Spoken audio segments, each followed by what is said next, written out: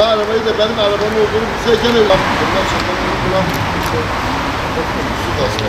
Geliyor. Hayır geçsin. Oraya kaçıyor. 18.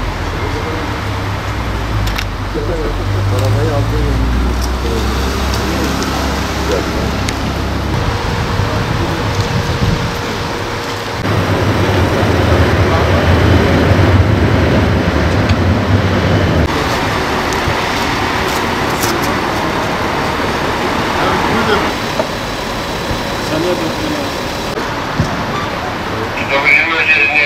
Şimdi acaba Volfa mı atıyla, buna mı atıyla? Bir de onu hangisi buna mı atıyla?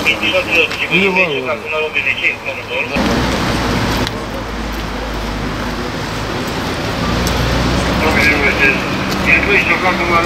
Afut'ta mı şurada ki bunun mu? Arabayı... Afut'ta şu. Yeri aldım.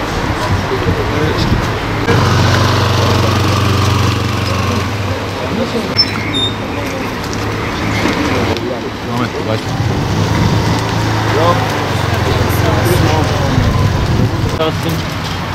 Eşkali falan yok. Ama şimdi buradan bir dakika devre altına çağırarak hala belki ben arabayla ilgili bir sıkıntı var.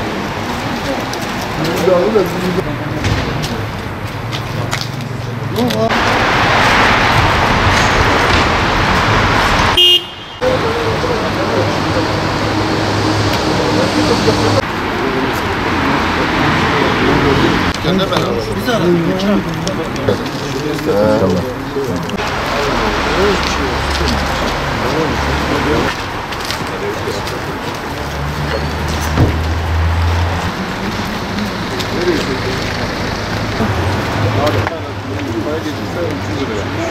Allah.